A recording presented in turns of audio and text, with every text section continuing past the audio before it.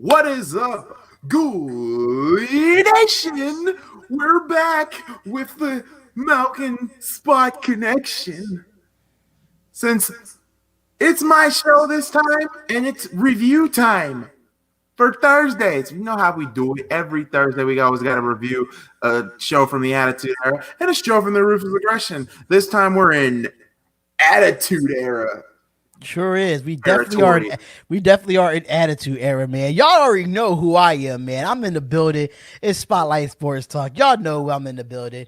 Team Attitude Era, you know. And I love the Attitude Era. Don't get me wrong. And I think it was a really great era. But the Ruthless Aggression was my era, and to me, I think it was a really great era. But we're here to talk about a show that I don't know if you guys remember, but last week Spotlight had his top 10 pay-per-views of the Attitude Era, and the show they're reviewing today was not a part of his top 10 because he never seen it. But now that he's seen it, brother, what did you think about it overall as a pay-per-view? I had to watch it a few times, knowing that this quarantine made me watch it a few times. I did watch it last night. I did watch it this morning. And I did watch it a little bit right before we went on the air while I was eating my cereal. So, Attitude versus Ruthless Era. What's going on, Connorberg? What's going on, Connorberg? I was trying to see what Prince Sean was saying. But it was pretty interesting to watch. You know, from the beginning, you know, they had the old intro before you go into it. I forgot how they do it. Like with the entrance, like the narrator going like this today, like our heroes are being booed. Like it was like basically in this country, boo the Americans. No, it was like it's like they were saying like the World Wrestling Federation. Then they went into the intro of In Your House. But what one thing that I didn't like about the commentary. Jerry Lawler. Why did you not? What the hell is going on with that hat? To be honest, though, you know, like, it's kind of a stab at WCW because remember, WCW would always dress like, you know, Bash at the Beach. They would always wear like beach shirts and whatnot. Canadian Stampede, I didn't mind the Texas Cowboy hat, but the Kings was over the top. Yeah, it was definitely over the top. But overall, it was a good pay-per-view. Would I still put it in my top 10? It's close to being there, but I'll put it at number 11. I'll definitely put it at number 11 just because of most of my favorite matches was in that top 10. I really couldn't pick a favorite match right now. I'll probably have to watch it for a third time to pick a favorite match, but it was very good matches that I will go back and just watch without watching the whole pay-per-view. So right.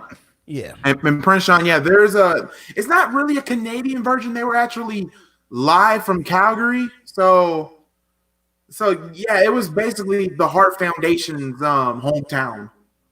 Yeah, it was the Hart Foundation's hometown, and all the Hart family from there, from his father Stu. You can see Natalia, Helen. You can even see Teddy Hart in here. Yep. Teddy Hart, all the Hart Foundation all the Hart family. Sorry, excuse me. Was there. And it you know, to be honest though, because you know Stu's no longer with us anymore. I don't know if Helen is still alive, but you know, it just, you know, brings a tear to your eye. You know, with Owen, the British Bulldog not being there, Brian Pillman not being here with us anymore. Are you guys going to do the PG era? Oh God, no. I would have to get. Okay, I'm gonna say this. I don't defend the PG era because it's terrible, but they have had some good pay-per-views. Not great, but they had a few good pay-per-views. Helen Hart passed away November 4th, 2001. So they both died in the same year? Oh. Stu and Helen? Oh. Let me see what was the month. Oh, no, I'm wrong. It was October 16th, 2003 that Stu passed away. Okay. So he passed away right 2 years after Helen passed away. Jesus.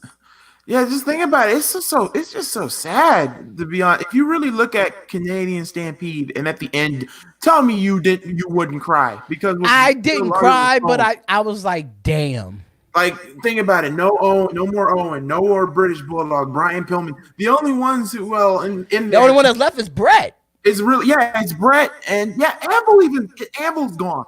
So I was like, damn, this is depressing. And Bernstein DX, no, Brett and them had their pay-per-view before DX. DX had their pay-per-view after the Montreal Screwjob. Right.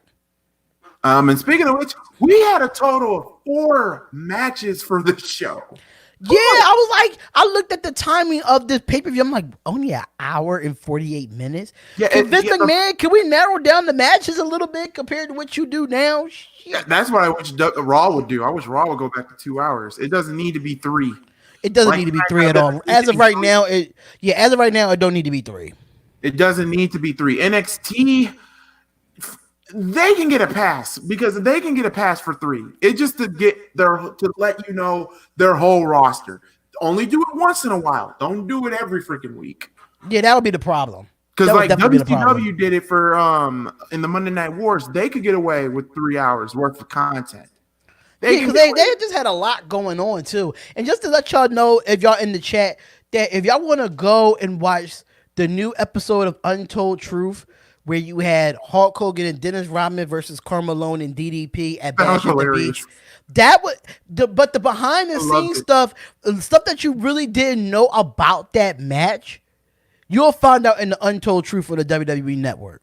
And I got to give Karl Malone all the credit in the world when he actually executed the Diamond Cutter. Oh yeah, he executed that clearly. Oh man. Because I think the reason why they did that, because I have a feeling that because they haven't announced the celebrity wing of the Hall of Fame, so I'm assuming that Dennis Rodman and Karl Malone will be in the Hall of Fame this year. I can see it. I can see it. Now, review Taboo Tuesday. We gotta do a Ruthless Aggression pay-per-view now. Yeah, and Ruthless Aggression is already decided. It's Vengeance 2003. Oh hell, that means I gotta watch that because I mean I remember some stuff from, but I don't remember everything from Vengeance.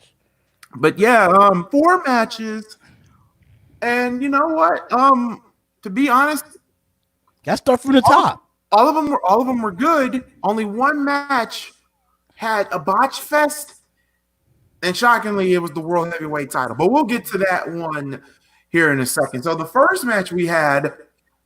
They had their feud in King of the Ring, and it continued here, and they were going to get ready for their Ultimate Steel Cage match at SummerSlam 97.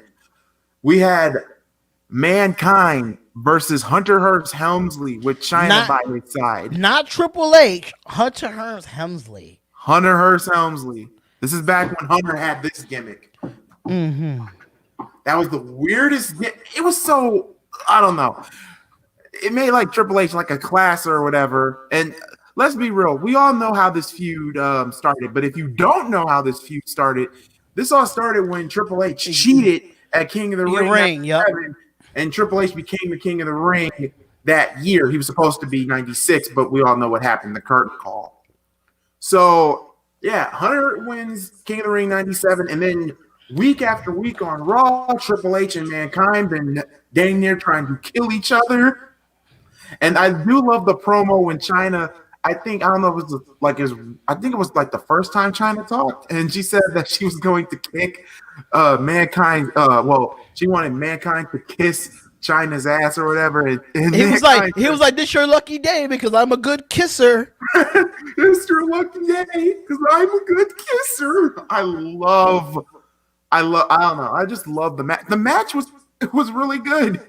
Yeah, it was really good, and the fact that it ended in a double count out, I couldn't ask for it to be any better due to the fact that like it was just momentum back and forth. Like you had Triple H. Well, at the time, I'm gonna say Triple H. Shit. So, I would just say Triple H, but he had the momentum, but then Mankind came back with the momentum. It was just very back and forth, and Chyna did everything in her power to try to make sure that Triple H won that match, and Mankind would not give up to save his life. He wouldn't. And all through this show, trust me, all through this show, they low-keyed were fighting all through this show. They even fought through the next match between, to me, which was match of the night. Everybody that watches New Japan Pro Wrestling should automatically know Taka Michinoku against the Great Suzuki. That was a good match. That was a really good match. That was a really good match. And that was the great Sasuke. It was actually his debut that night. It was his debut that night, and this is before the WWE brought that light heavyweight championship over to the U.S. Well, it was a light heavyweight division, but that was even before cruiserweights at the time. Yes, and you know what? By hook or by crook, you know what? Taka Michinoku, big fan. I do love that Michinoku driver. I do. Probably one of my favorite moves I always use in WWE 2K. I'm sorry, it's always going to be a signature for me. But it was just too much. It was like if you watched it ever for the first time, you will be on the edge of your seat. It was that match. Cruiserweight matches. You could say, people like the great Sasuke, Taka Michinoku, Justin Tiger Liger, who is in the WWE Hall of Fame. Thank God. But you could say there's a lot of those cruiserweight paved the way for guys like Rey Mysterio and Psychosis, Super Crazy, Tajiri. And this match, I'm telling you, it was fast. It was fast paced, and that's what I love about cruiserweight matches. They can be fast paced.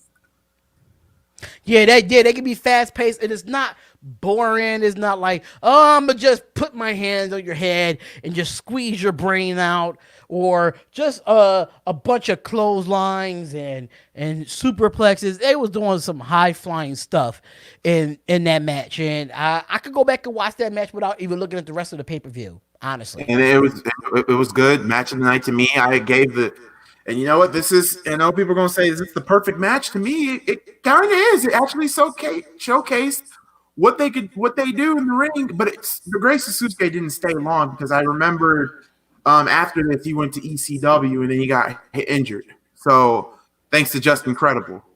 So yeah, so there you have it. That I would give that match a 5 out of 5. Like I said, it was the best match of the night. There was so much action, so many spots, and it was actually a very well done, put together match. Vince McMahon finally got it right. This was back when Vince McMahon wasn't abducted by aliens. Right. Before Vince got old, he was actually at the table with King Lawler. He called the ring action with Jerry King Lawler and JR. Yeah. And JR did a phenomenal. Oh, I loved the way he definitely commentated that event. Don't get me wrong, Vince McMahon has that voice too, but my God, especially when we get to the 10-man tag match, that's when he was at his best. And I do love, and I'm not gonna lie, I do love it when Vince did commentary back in the day, like yeah, how Vince always brought that. Yeah, he was like, go look at that. Yeah. Yeah. By the way, the first match will get a solid 3.5 out of 5 from me. Mankind and Triple H. Triple H gives me a slight 4. A slight 4 because the aftermath of it makes me get a 4. Beating the living hell out of each other. Yeah, it did. He did. Mankind put Triple H in the penalty box. So in the penalty box, and Triple H was bleeding. He was legit bleeding from the head. And I'm like, And it wouldn't be too long for those two men would clash again at SummerSlam 97 in a steel cage match. And I think we all know what happened there. Can't wait to review that show here on this show. So the next match, and you know what? I will agree, it's the weakest, but overall the match is okay. Remember I said that the weakest match was the World Heavyweight title match? Yeah. So, yeah, and here's the thing. It's not Taker's fault. Undertaker defended the World Heavyweight Championship against Vader, and Vader had Paul Bearer on, as a manager. And this was at the time when that starting to come along. So, yeah, originally it was not supposed to be Vader versus Taker. It was supposed to be Ahmed Johnson versus The Undertaker, but Ahmed got hurt. So they just put Vader in as the last minute. Typical African American wrestler does not get the opportunity due to injury. You're just saying that because Ahmed Johnson joined the Nation of Domination. Him and his wedgies all the time. God, Ahmed Johnson was a beast, but he could just never stay healthy. Never at all his faith in Ahmed. Like, you made him Intercontinental Champion, but he didn't have a really good title reign because he got hurt. He wasn't healthy. You absolutely right about that. So you give what's that match that you just said 5 out of 5? I'm the Great Sasuke and Takamichi. Yeah, that was the second match after Mankind and Triple H. So yes, I would give that a 5 out of 5 as well. Yes, it's a perfect match. Go watch it. If you haven't even, just watch on the WWE Network for God's sakes. Anyway, but back to Taker versus Vader. Mm-hmm. They even botched the tombstone, and you can hear Vader clearly you can hear Vader saying, "I'm gonna kick out." You can literally. Yo, I didn't hear that. Yeah, you can hear it. Because I gotta go back and watch that part again. I gotta go back and watch that part because I did not hear it. Literally hear Vader saying, "I'm gonna kick out." And you know what? I mean, like I said, it wasn't Taker's fault, and I don't want to put all the blame on Vader either because Vader is a good wrestler. It's just I just like the setup of it. It's just their it's just that their chemistry it was not really synced in. And let's be real, nobody expected Vader to win the WWE Championship against The Undertaker because The Undertaker in 2 weeks was going to defend it against Brett. So no, there was no way Vader was going to beat Undertaker. But it wasn't a way that. Did Brett end up still fighting The Undertaker at SummerSlam? Yes, and remember, Brett took the title from Taker thanks to Shawn Michaels. So Brett ended up winning the title back from Vader. Okay. No, that's how it happened. Vader never became WWE champion. He was supposed to in '96, but Shawn Michaels happened. But it was Shawn. Then Shawn lost his smile. Then it was Sid. Then Taker lost the belt to Brett. And Brett hold it till Survivor Series. And that's when it was the screw job. Yep, the screw job. And yeah, I mean, even though I know D's gonna be like, "Dang, you said it's the weakest match of the card," but I'm gonna give it. It's a 2.5 star match or a 3 because for big men to do what they did, and plus it really displayed how powerful and how strong the Undertaker is. For Undertaker to chokeslam Vader with no hesitation was amazing. For Taker to pull another tombstone was also kind of amazing. But like I said, the chemistry was just not. I have Undertaker to versus Vader. I recommend Royal Rumble '97. That's your best option. Yeah, I could honestly agree with that. I'll give it a 3 due to the fact that knowing that Taker was the champion and he had beef with Paul Bearer, that really didn't have nothing to do with Vader in the first place. The beef was between Undertaker, and Paul Bearer coming out, call the Undertaker a murderer and talk about Kane is alive and Kane is alive, Undertaker!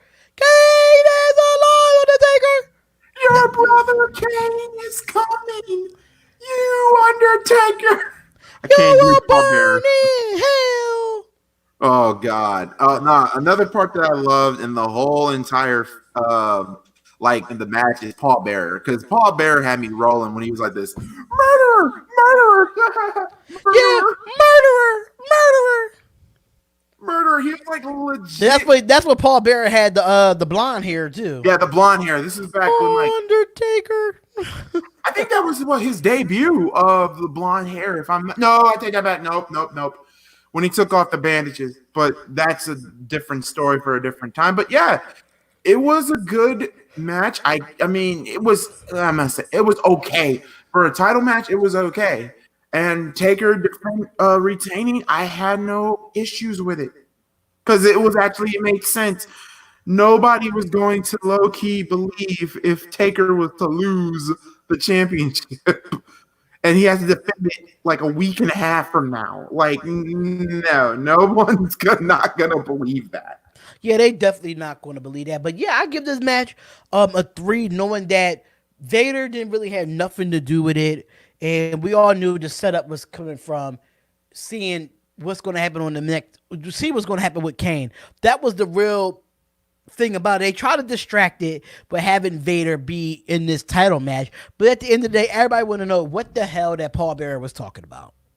Yeah, and like that was the thing, man. But that 3 out of 5, and also I do love the next segment that they did that they honor the whole entire Hart family and all the Canadian legends. That I did like. I was a bit bored about that because I don't know what Michael Hayes was talking about. I never thought Canadians could have a Stampede, so yeah. So with that being said, I kind of like. I mean, don't get me wrong. They was in Calgary, Alberta, Canada. Don't get me wrong. They were celebrating. They had a little Stampede. They had a little parade going on. Cool. I just was not into it, so I fast forwarded it to the next match.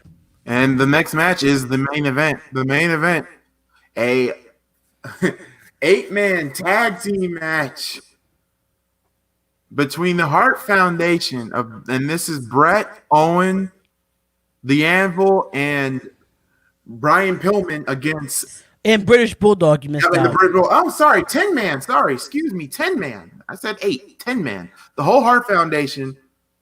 Bret the Hitman Hart, Owen Hart, Brian Pillman, the British Bulldog, and the Anvil Neidhart against, well, the hometown boys, against, get this, Goldust, the Legion of Doom, Ken Shamrock, and Stone Cold Steve Austin. Mm-hmm. We have to talk about the promo that they made. Well, Team America had the promo.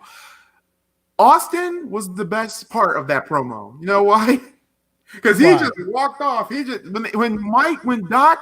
when Hendrix clearly asked him a question, Austin just ran off. He just walked off. But before even any of that, when Michael Hayes was interviewing Brett, here comes Stone Cold coming in there by himself, thinking he could take on all 5 people from the Hart Foundation. I'm like, but you gotta think about it though. Imagine if that was a Stone Cold that was actually talking. I think they probably would have went down and probably would have fought. But Stone Cold wasn't really talking that much in this pay-per-view at all. He wasn't. It was just at the point where, people are going, like in Canada, boo the Americans, and, vice versa. But not really. And this is where we're going to talk about the entrances. Goldust. He had a little cheer when his music came out, but then when he came out, he got booed. The Legion of Doom, they had a little bit of a cheer, then they got booed. What a rush. What a rush. Who else got booed? Ken Shamrock had cheers. But it was really a mixed crowd. It was really a mixed crowd, but they had to be biased at the end of the day. But to be honest, though, the biggest reaction was Stone Cold Steve Austin. I mean, the crowd freaking lit. It was lit because half the crowd was booing, saying Austin sucks. The other chant was saying 316, 316. Right. That lets you know this was at the point where Austin, his popularity after WrestleMania 13, Austin's stock was getting higher and higher. It was getting higher and higher. And Austin, his feud with Bret Hart and the Hart Foundation was still going on. Because I think in 2 weeks he took on Owen Hart for the Intercontinental title in a kiss my ass match. I hate those matches. And we all know what happened in that match. Owen Hart literally breaking the neck of Austin. Yeah. But yeah, I mean, it was and now we got to get to the Hart family. Oh my God! Who was the first person? Brian Pillman. Brian Pillman got a pop. Jim and the Anvil Neidhart got a pop. The British Bulldog got a pop. But it was kind of like. But when Brett came it was kind of like good for Brian Pillman to be a part of that because Brian Pillman in that instance it was starting to feud with Goldust and Marlena around that time. So yeah, I kind of like having Goldust in there and having Brian Pillman, and then you had Stone Cold and Bret Hart, and British Bulldog, and Ken Shamrock. Everybody had individual feuds. It didn't have them team up. It turned out to be great. It turned out to be good. And also, when Bret came out, oh my God, Like you could see the camera was shaking, the building was shaking. Oh yeah, I seen. I was like, yo, it's really shaking in here. They were. It was all Hart family. The whole Hart boys were cheered through this whole entire match. Even like for the little stuff they did, like a rake to the eye would have got a freaking pop. Yes, people, a rake in the eye can get you a pop in Canada. Speaking of which, how did the match hold up? The match was good. The 10-man tag match was good. There was even moments where Austin took out Owen Hart.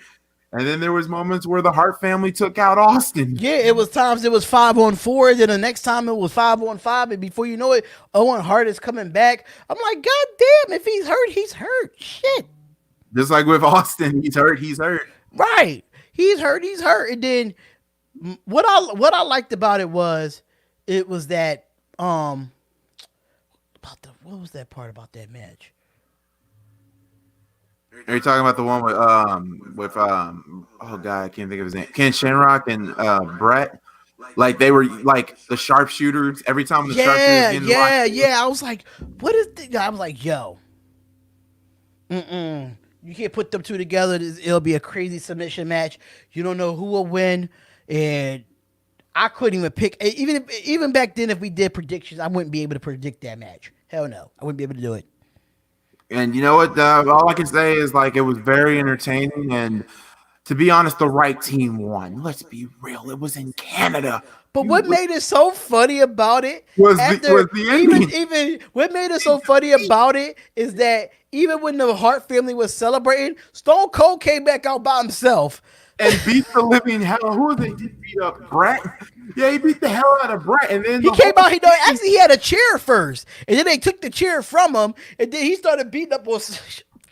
He started beating on Brett, then Owen, then everybody. Even then, the whole Hart family came out, like Brett's brothers and older brothers and younger brothers, and Owen's younger brothers and whatnot were all fighting and hitting. They even spit on Stone Cold Steve Austin.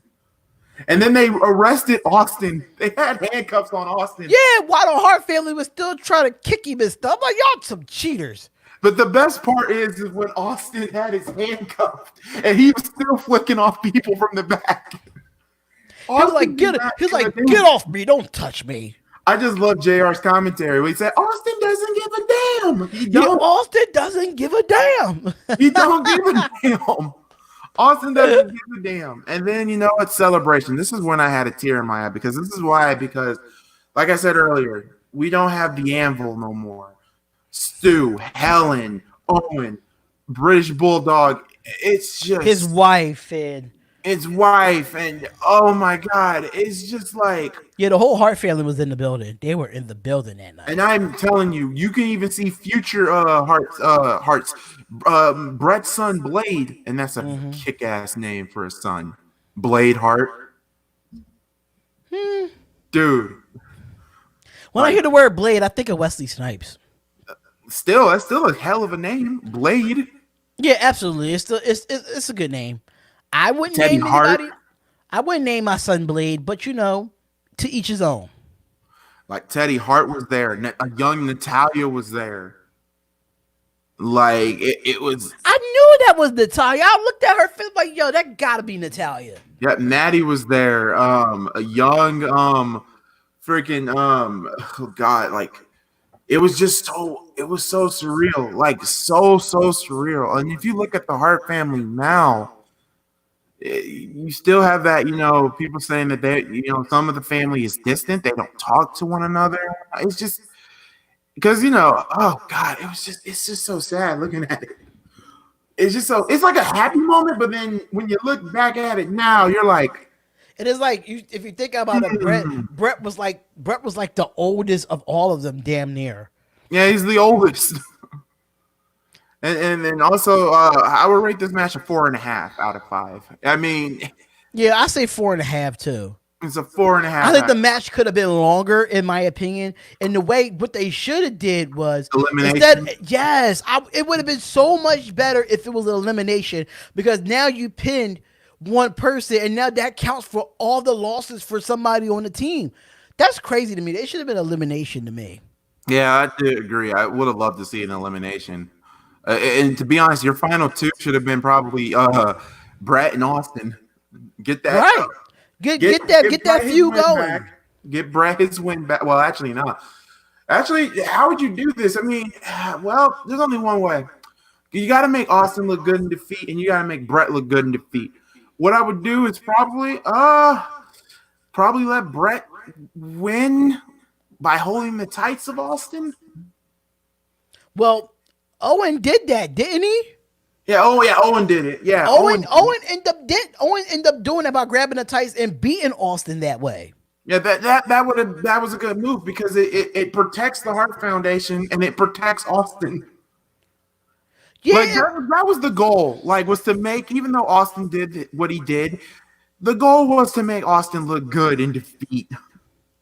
Which I have no issue with, but in the same instance, how I see it is that I think just the elimination would have made it more difficult for teams. I just think it would have been, but of course, according to Bret Hart, he didn't want to do the disadvantaging thing. He wanted to do a 5-on-5, but damn near y'all was doing 5-on-4 until Owen Hart got hurt. Yes. And he was hurt majority of the match. And Austin got hurt too. And then Austin got hurt because Bret Hart did the figure 4 around the ring post. And I know that gives you some type of damage because the way that figure 4 leg lock is, even if you do it in the ring and now you're laying down like on the damn floor while you doing the figure 4 leg lock around that goddamn post. That's crazy. It was crazy too. I felt the pain because I got old knees, but I felt the pain. I felt pain. I felt the pain. I was like, oh, how you think how Rhea Ripley felt? Because Charlotte did it. Right.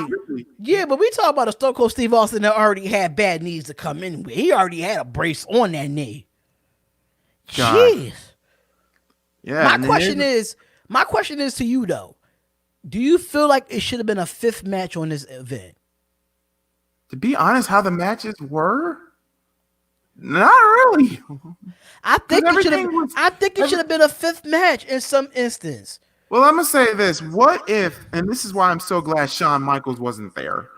Can you imagine Michaels there? Oh, God. That crowd would have been anti-hatred Shawn Michaels. No, not at that time. Because think about it. That's before the screw job. But still, with Brett, Brett was still feuding with Shawn, with the boy toy, and when Brett called him a boy toy, it was hilarious. Like this, the sexy boy toy. I'm like, Brett, don't call him sexy boy toy, please. Like, yeah, you could have put some other athletes on there. And mind you, the Nation of Domination was on there. Then mind you, I don't know if it was on this one, but I know we saw feuds of a lot of groups going up against each other, leading up to that 10 tag team match. Yeah, that's true. You had the Apocalypse. The Apocalypse versus the Nation of Domination would have been great for that event.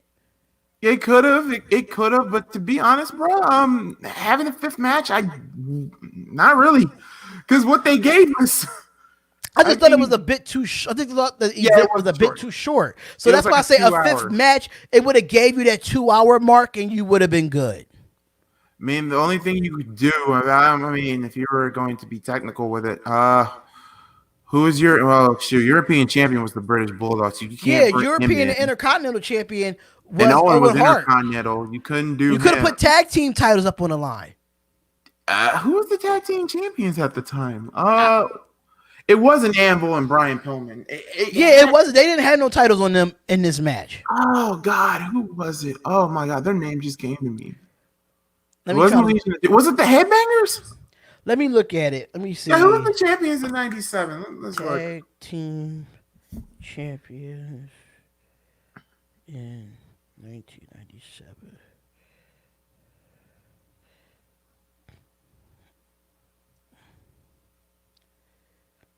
Okay, so part of me wants to say the Headbangers, but I know it can't be the Headbangers. I'm going to it now. I'm actually on it. 97.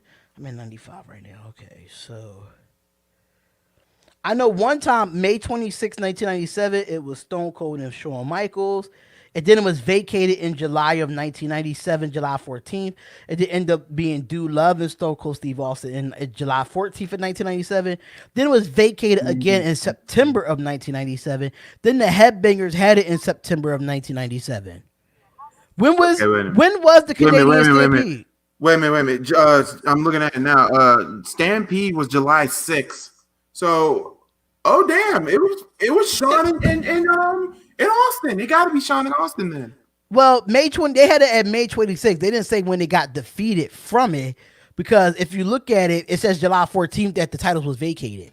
So yeah, but the event was July 6th. So yeah, Shawn had to go. Yeah, Shawn left. Yeah, Shawn. It was wait a minute. You said okay, July 14th. Okay, it was vacated, and then not Spring Stampede. Jesus, and then Austin and Dude Love. Then Austin and Dude Love defeated the British Bulldog and Owen Hart, who had won the tournament, to face Austin and a partner of his choosing. Austin also won the Intercontinental Championship during that time too.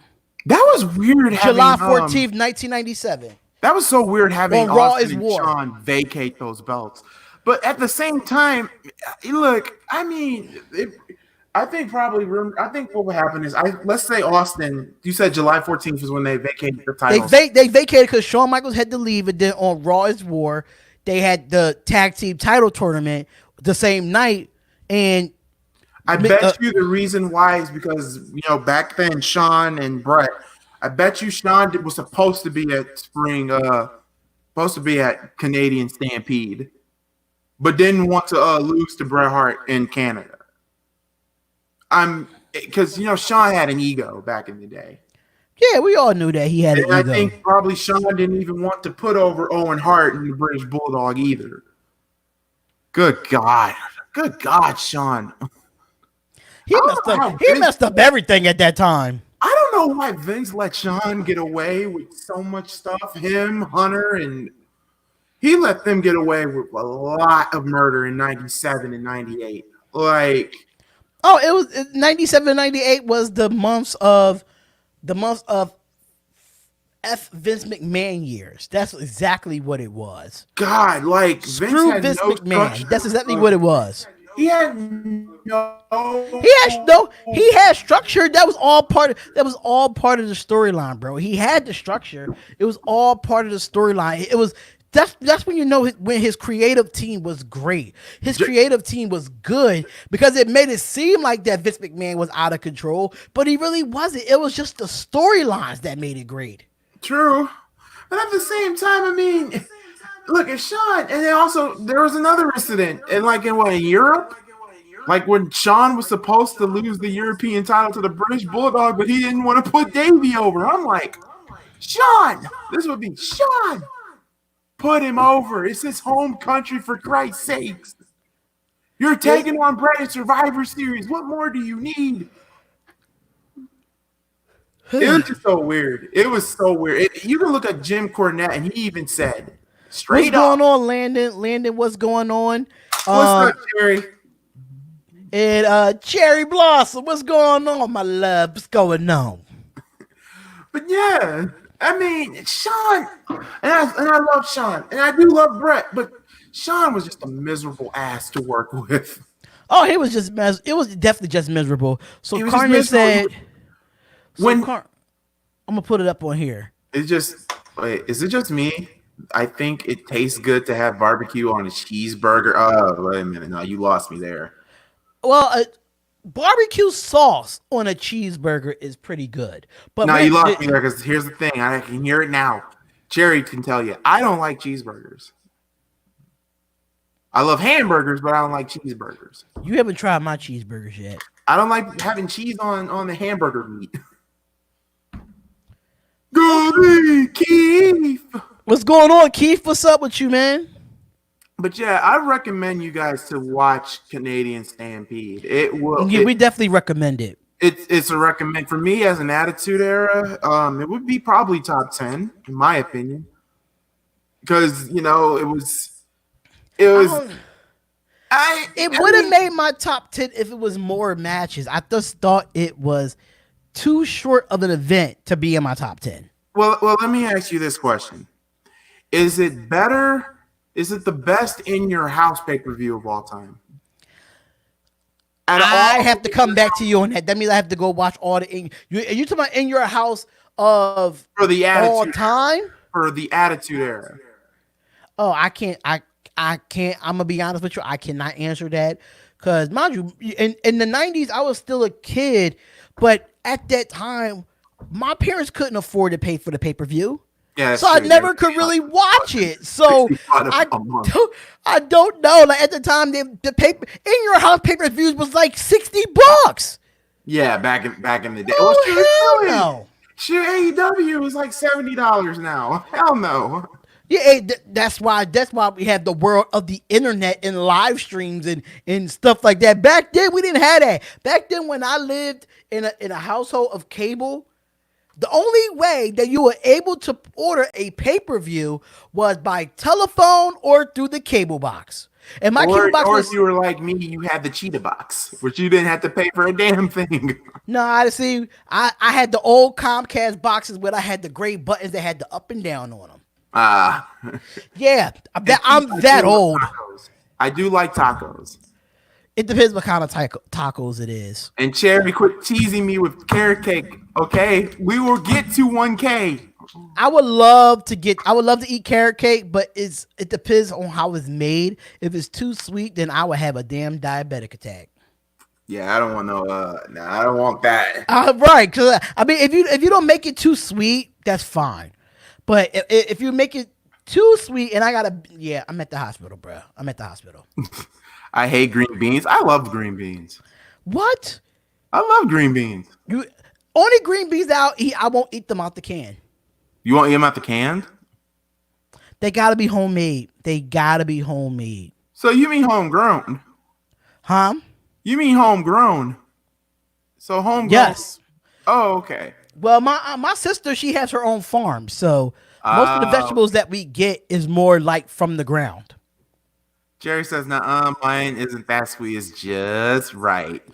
I hope so. Hope so. When I get a chance to come out to Indiana, because I don't know what's going to happen with the coronavirus of us having, y'all come to Philly. I just don't know what's going on with that. We have to definitely discuss that. But yeah, bro. But yeah, Canadian Stampede. Before we all talk about food for a minute, or talk about other wrestling. Canadian Stampede is a good show overall. I'm gonna give it an A as a grade, and as for a total score, I will give this pay-per-view. This is just me. A freaking 5 out of 5 for the whole show. I mean, don't get me wrong. It's that good of a show. Okay, so I would give it.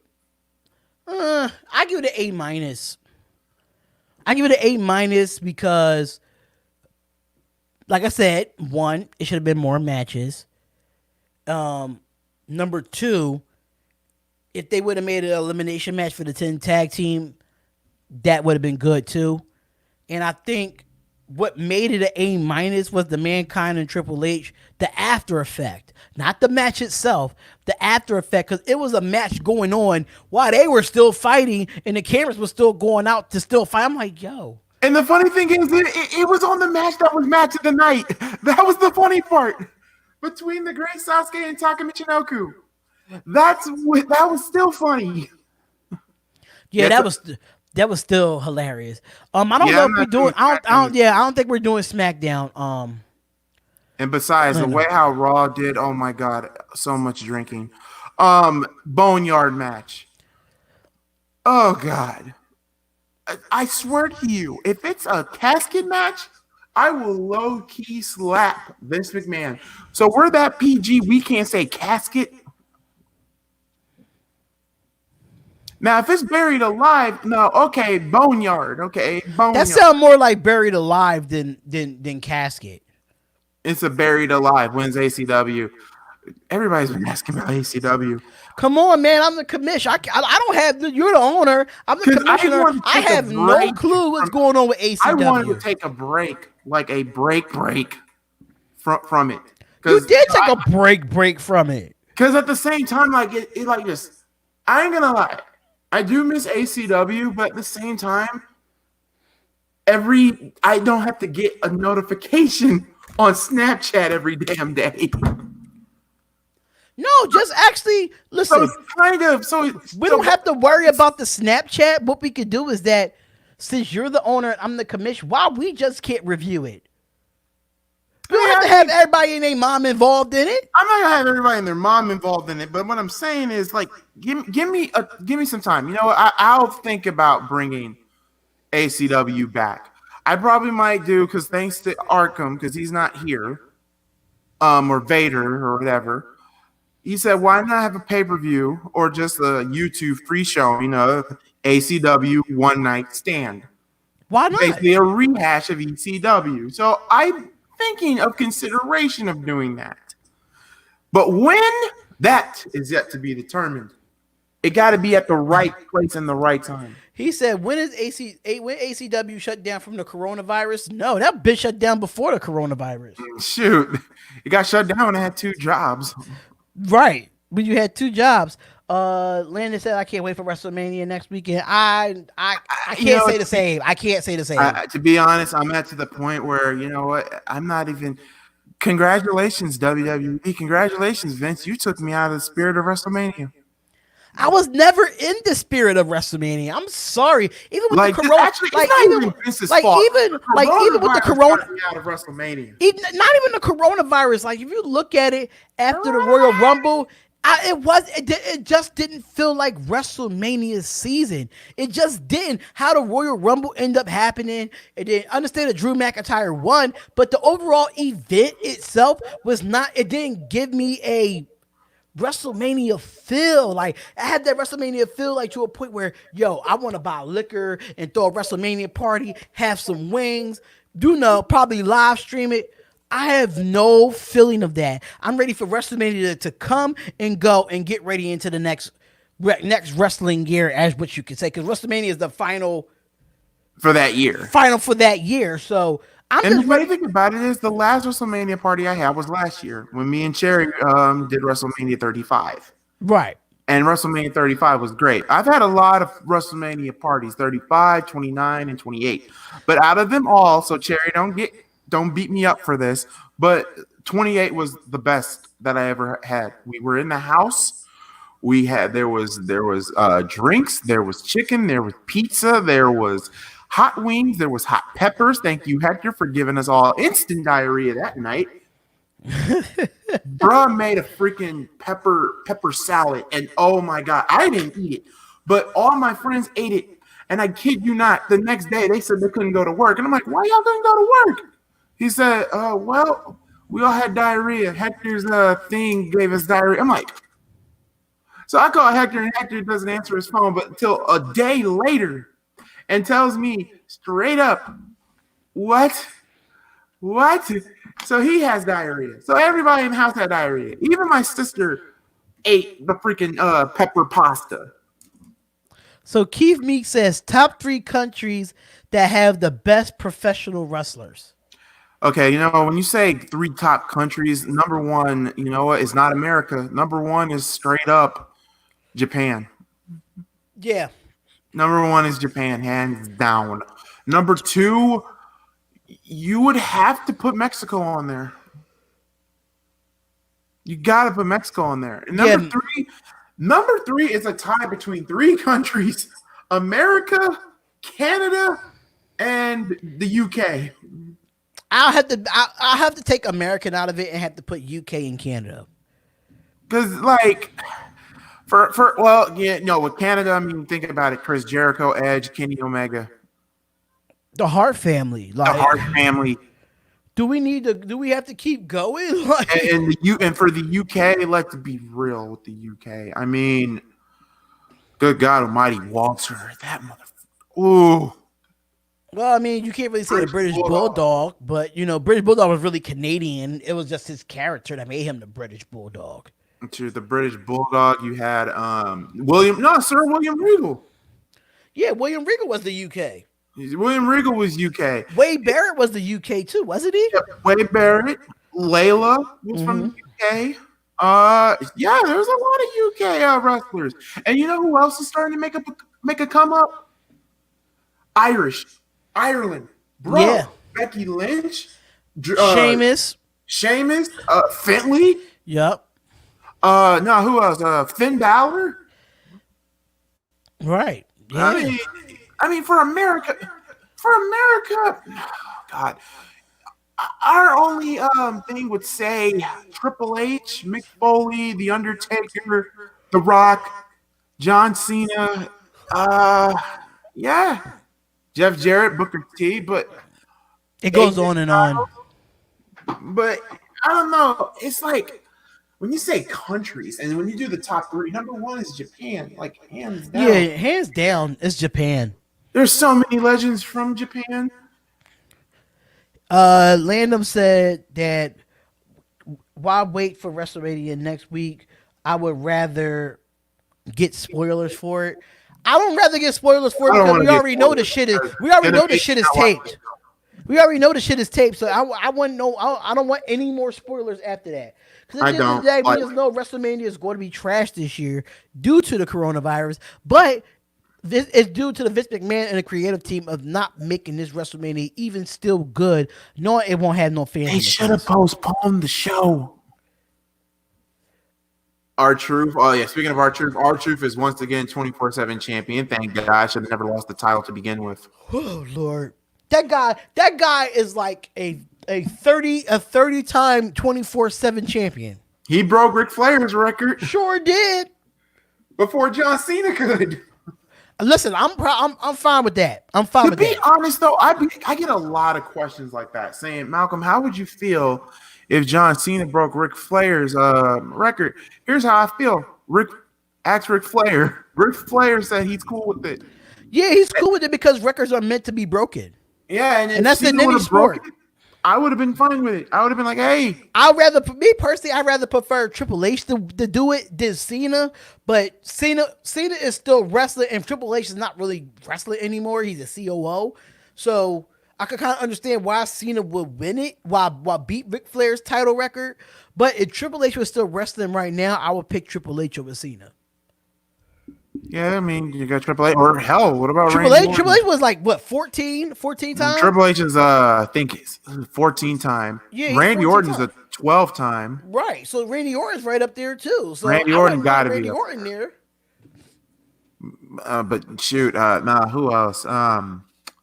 Speaking of AEW, can we talk about Sammy Guevara? Is there a reason why you made out with a poster of Brandy Rhodes? All morning I've been seeing that on my Instagram, on my timeline of him making out with this poster of Brandy Rhodes. And Jesus Christ. Look, I understand Cody's wife is hot and all, but dude, even she was looking at him like, what's he doing? What's up, Ortiz, my man? What up? I picked Randy Orton over Cena. TNA legend Ron the Truth Killing, aka R-Truth. Yeah, R-Truth was a former NWA World Heavyweight Champion in TNA. And unlike the goddamn WWE, they don't want to put no real title on R-Truth, which I hate. I do love the 3-Light Crew. I did love that theme. Beware, coming for you. And I'm like, speaking of R-Truth, R-Truth was a decent rapper, a really decent rapper. You can get with this, or you can get with that. R-Truth. What's up? Now you have to hear his 3-Light Crew. The only thing I hated about R-Truth is when he had that little invisible friend. I hated that. Little Jimmy. Yes, I didn't like it, but I thought it was funny as hell. No, I love this moment like this. Randy, Riley, Jimmy.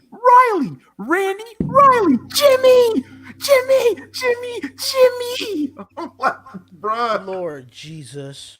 Oh my God. Speaking of which, next week because Spotlight got to watch this, and I got to find the physical tape to this. Vengeance 2003 is next. Why you got to find the physical tape of it? Because I used to record stuff from a cheetah box, so I actually have like the full pay-per-view. I don't have to worry about WWE dubbing their music because they're too cheap to get the copyright to the song. Even though they're not cheap, they just don't want to pay the band. But okay, I know it's not football. I mean, I know it's not food, wrestling related, but I do have one thing. One has to go forever, and it's 4 types of food: shrimp, steak, ribs, or fried chicken. Whoever made that could go slap themselves.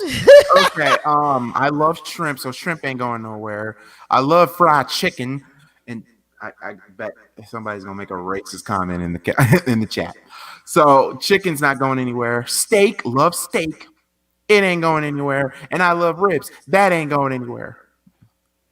So you're not picking one? Hell no. Now start a zombie apocalypse for real. I have to pick shrimp because I'm allergic to it. See, that makes sense for you because you're allergic to shrimp. But if I wasn't allergic to shrimp, I mean, I eat steak, but do I eat steak on a regular? No. So steak can go for me. Steak is like one of those steak. I only eat steak when I'm out to eat. If I'm at Outback or Applebee's or something like that, I would get a steak. But when I come home, or like if I come home and I just like, oh, I'm in the mood to grill a steak like 6 months later, then yeah, I would do that. But so I could go without steak because I barely eat it. I love sushi. Oh God, no, I can't eat raw fish. Sushi I tried for the first time. It's not as bad as you think. Can't do raw fish, bruh. I just can't use that wasabi. That shit is whoo. Woo. Woo. You be like this, like, oh. And also, I gotta go to church. And I know somebody else was gonna ask in the chat. I don't have Vice, but I did see bits and pieces of the Benoit story. Yeah. I forgot to tell you this. The other night, I think it was over the weekend, and I was watching something on TV where they had like the celebrity gaming thing for Street Fighter. So you had Lupe Fiasco versus Shaq, and I think Shaq had Ryu, and then Lupe had Ken. Lupe was demolishing Shaq in the championship round. Because Lupe's a gamer. What the hell is Shaq? Oh, yeah, I forgot. Shaq did have his own video game. Shaq Fu. Yeah, Shaq is kind of a gamer in some way, man. Shaq Fu was terrible. It was like a charity tournament. It was like a charity gaming tournament where they used the actual Dell gaming computers. Man, that thing was good to watch. I think it was the new Street Fighter game that's out. And Elijah Washington, yeah, that's the reason why they took Dana Brooke out of that match for that SmackDown Women's title, because she's quarantined in her own house. Her and Ray. What's going on, Elijah? Thank you for coming in. We appreciate it, brother. And also Armstrong, I didn't hear about the Road Dogg's grandfather having cancer. That I didn't know. Wow. That's crazy, man. I still say, that is sad, and my prayers go out to the Road Dogg and the whole entire Armstrong family. But my also prayers still go to Carl Anthony Towns, because for your mom to have not only the virus, but also, and she's in a coma. Yeah, and then his father has it, so. Yeah, and his father has it. But on the good side of things, Detroit Pistons forward Christian Wood, I think that's his name. Yeah, Christian Wood. Yeah, he's healed. He's healed, and then Sean Payton is cleared as well. So that's a good sign that it just have for real coronavirus is contagious, yes, but it does go away. And that's what it shows. But at the same time, you gotta think about it. They get paid millions. They're gonna find a cure for them. It's the Magic Johnson effect. That's all that is. Okay, I'm gonna say this. Thank you for letting us know that the good AIDS exists. I mean, don't get me wrong, it does exist, but the difference between it when it was back then, it wasn't really curable back then. But you got to think about Magic Johnson and the millions and the millions of dollars that being made.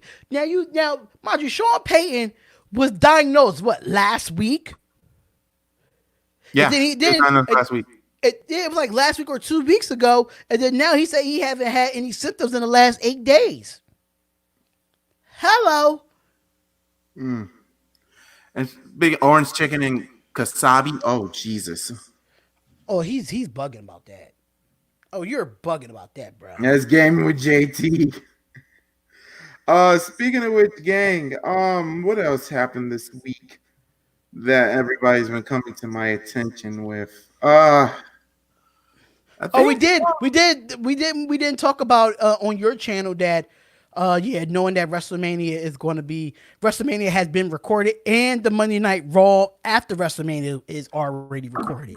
My thoughts on those: bad, very bad. Okay, first things first.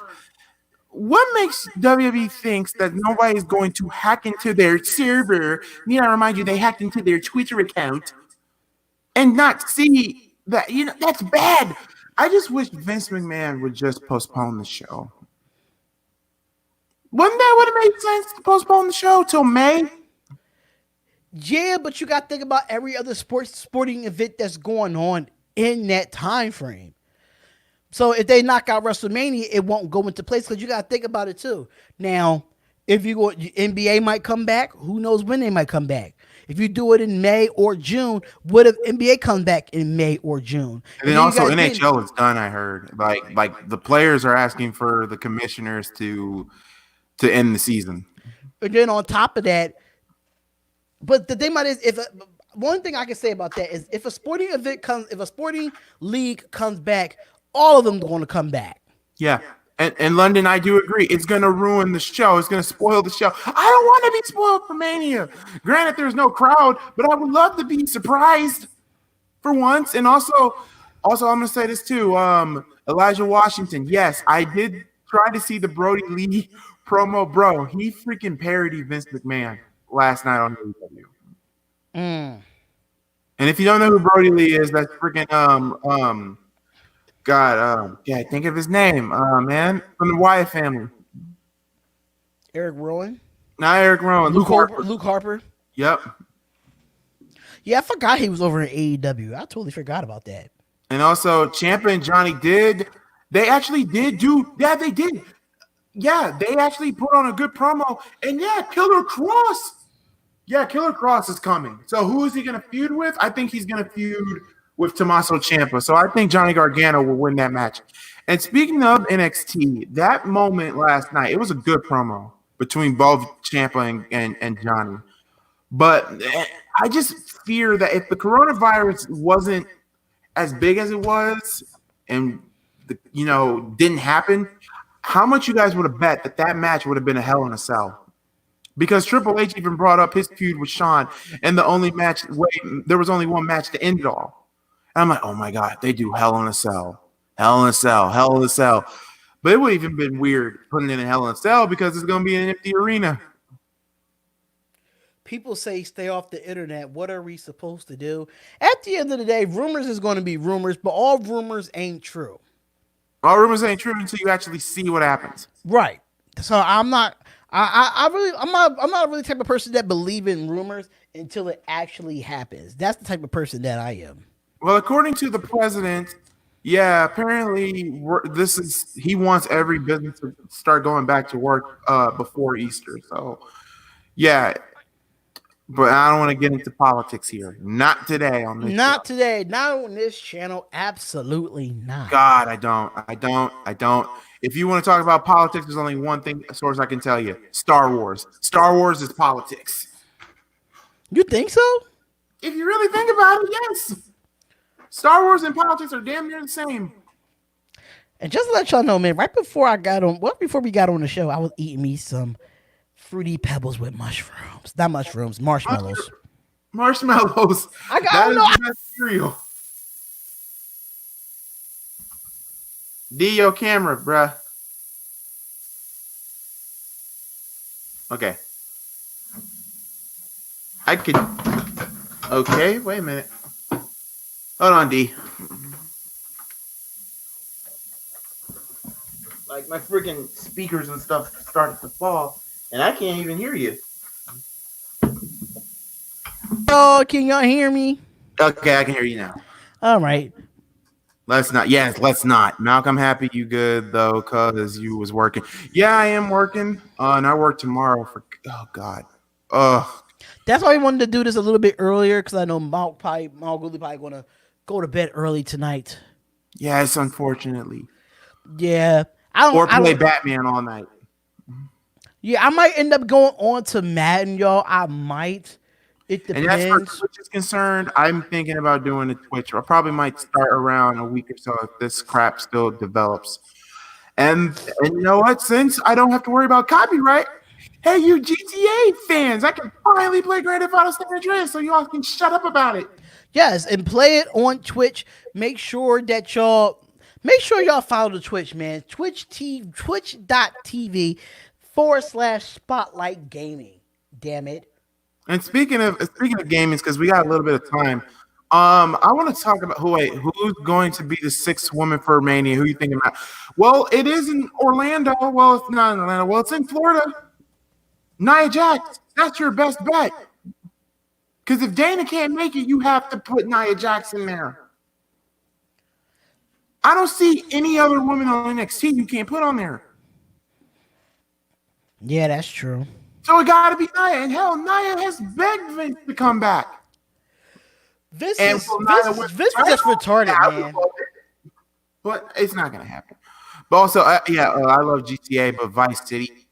Everybody loves Vice City. And, Vice City is good. Vice City is a good game, but San Andreas, though. Elijah said Elijah said no Carmella, and Landis says don't want Nia Jax to win. Why not? To each his own. I mean, I love Nia Jax. Bianca Belair would be good. Oh yeah, well, Bianca Belair, yeah. But then I would now that I wouldn't mind, but Carmella, no, I don't want Carmella there.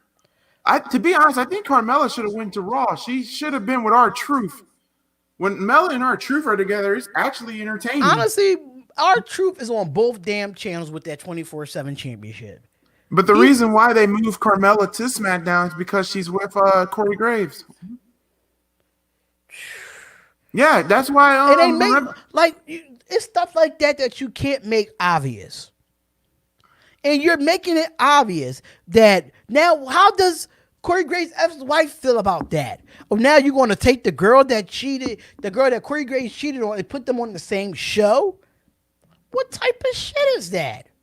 No, what's another one? I remember when Aleister Black was on SmackDown and Selena Vega and them were on SmackDown. Then they moved Vega to Raw and Andrade to Raw. Shoot, Charlotte had a problem with it because Charlotte spilled the beans about her relationship with Andrade. So they moved Charlotte to Raw. And then they found out that Selena Vega and Aleister Black were married. So they moved Black to Raw. And I was like, dude, I don't mind when wrestlers date. I don't. The drama. It's just the fact that this is Vince McMahon's biggest fetish. Other than breaking up tag teams, he likes to break up relationships. He tried to do that with Lana and Rusev. So Lana and Rusev flipped the script and told everybody on TMZ that they got married. And Vince got pissed. That's why Rusev is kind of being not on TV. I'm surprised Rusev has not left. Yeah, I'm not surprised either. And I'm shocked that Lana signed an extension. I'm like, what? No. Yeah, Taker and Styles. Boned and tired, ready for the boneyard. Yeah, it's going to be a buried alive match. But here's the problem. Where the hell are you going to get the dirt? Where the hell are you going to put the casket at? There's no way in hell AJ Styles is getting buried alive. If he does, then that means you're going to have to repackage AJ Styles. How much you want to bet they're going to have AJ Styles shave his head? I'm not going to lie. AJ Styles shaving his head would be a good thing because I don't like the soccer mom look.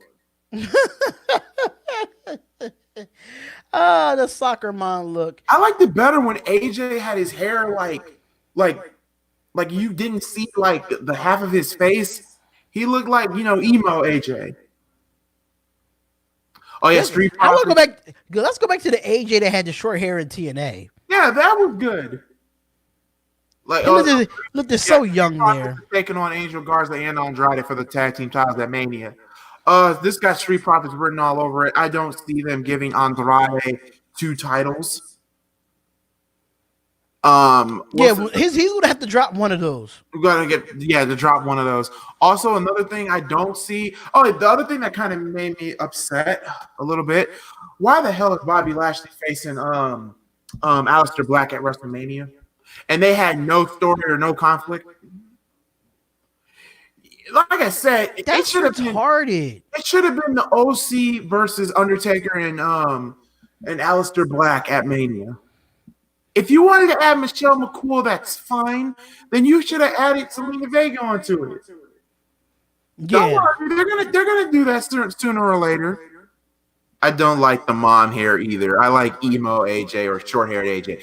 Yes, I love emo AJ. Emo AJ is when he came back to TNA to win the world title for 2 months and then leave with the title at New Japan. That was hilarious. Because TNA did get out of a nasty holdout with AJ's contract. And AJ wanted to leave because he didn't like the direction of the tag team. And yes, Cedric and Ricochet as a tag team I like, and MVP should be their manager. Does that make them heel? Yeah, but yeah, there's been rumors that Ricochet could go back to NXT. There's been rumors that Cedric Alexander might go back to NXT. I wouldn't be surprised though. What else happened? Also, they bring back Get Ready to Fly. I hate this WrestleMania thing. No, they would have to go to TNA to act for that. So no, they're not going to give TNA any extra money. Vince wants to get rid of competition. Okay, WWE is the big game. He's not going to help anybody with competitions. But Triple H is the only one that's trying to keep some territories. Why do you think Evolve is still around? Why do people think Ring of Honor is still around? Right. OVE is still around. Not OVE, OVW, sorry. Oh, yeah, Ohio Valley Wrestling. So, yeah, they're still around. Combat Zone Wrestling is still around. Right. Because you're gonna have to have, and this is what's wrong with today's wrestling. People say, "Oh, it's the flips and kicks, and it's the smarts." Okay, well, maybe the smarts, but the flips and kicks, everything changes over time.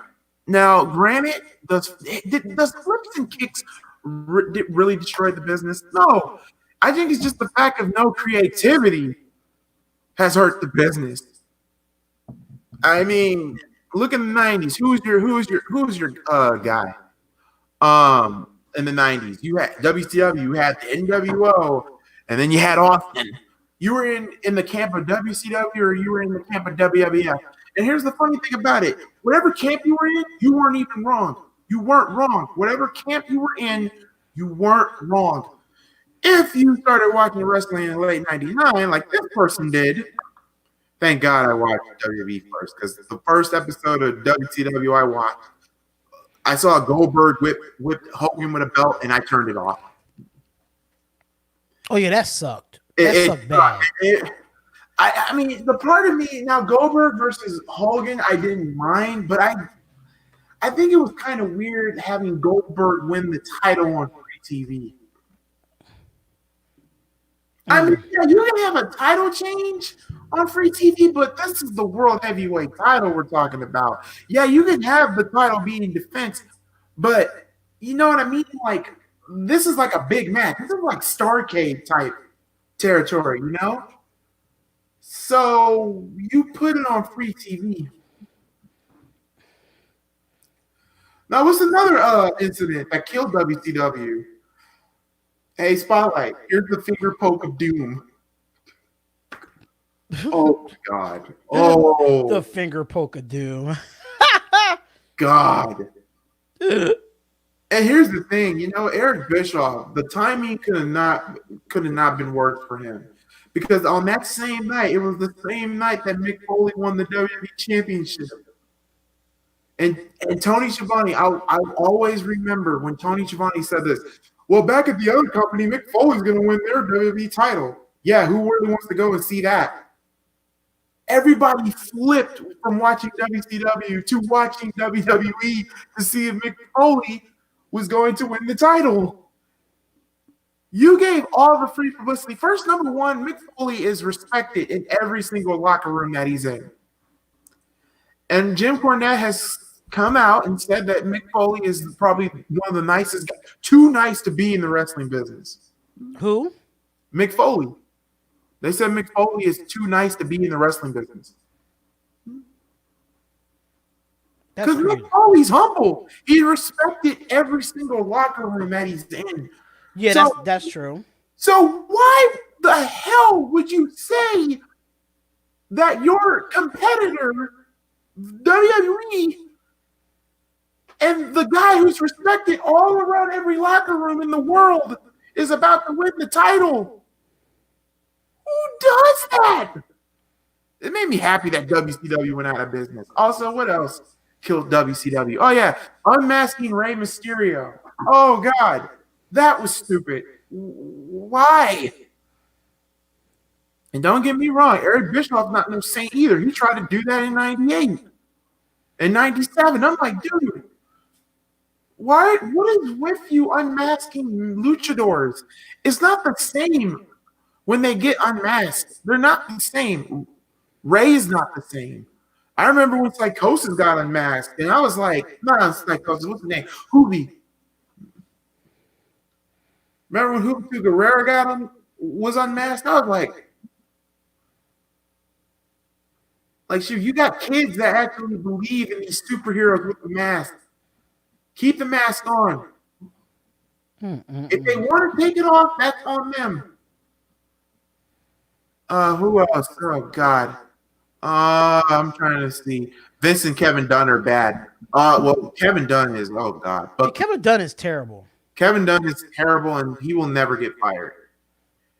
He has a job for life. He's Vince McMahon's puppet. He had a job for life because he saved the burning tapes from his father, from Vince's truck. So yeah, Kevin got a job for life. The biggest enemies in the professional wrestling world and the professional wrestling fan. Number one, and you know, D might disagree. He might agree. I know Keith, if he was here, he would agree. But for me, I'm a mixed bag with this one. Vince Russo. He was good and then he was bad. He was definitely bad for WCW, but I could understand why he was bad with WCW because Eric Bischoff was just terrible, man. It wasn't just Bischoff, but also you gave Nash. You got so many. You gave too many people creative control. Too much creative control. I'm like, no. It was like having the inmates run the asylum. No. The one who had the worst was Hogan. Hogan was the worst. Creative control. Jesus Christ, creative control. Who else?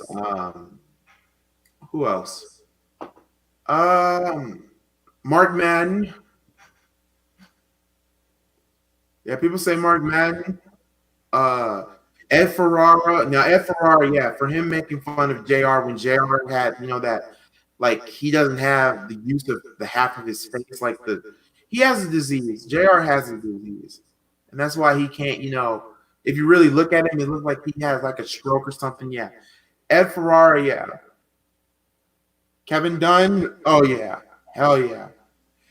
And shoot, this is in D's D should know this one perfectly. What's his name? Jim Herd. Jim Herd was terrible. Does the ding dongs ring a bell? Ding dong. Ding dong. Oh. The Hunchbacks. Oh God. Vince McMahon, as the a lot of fans will say that Vince McMahon, yes, because he did expose the business, saying that wrestling was fake. I do remember that interview, him saying that on a freaking interview. Vince Russo and Eric Bischoff stripping out of the wrestlers. So, oh yeah, that was weird. You stripped every champion out of their title. That was, oh, it's a new era in WCW. So what do? Oh, we stripped the titles off you.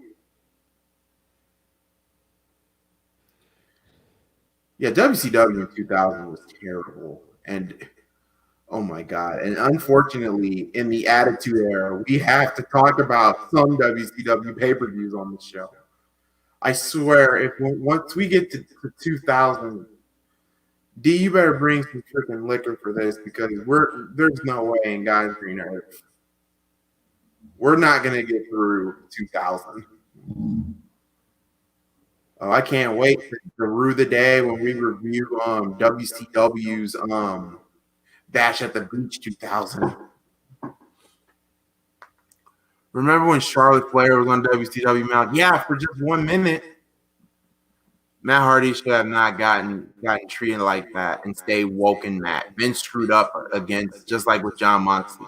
Oh yeah. Vince creative team is terrible. And also I want to know who was the writer that told Dean to say what he said about Roman having cancer. Because I really want to know who the writer is. I want to know who was the writer for the Katie Vick storyline.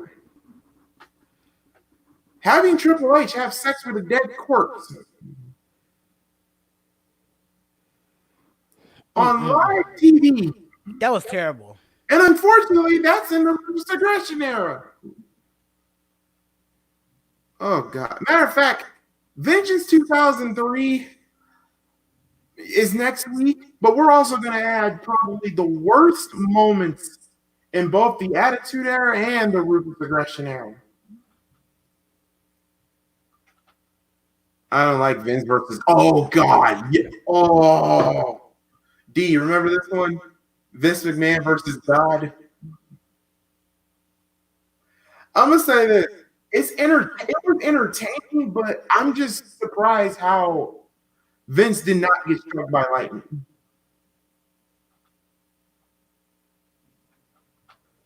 Like hallelujah, and amen.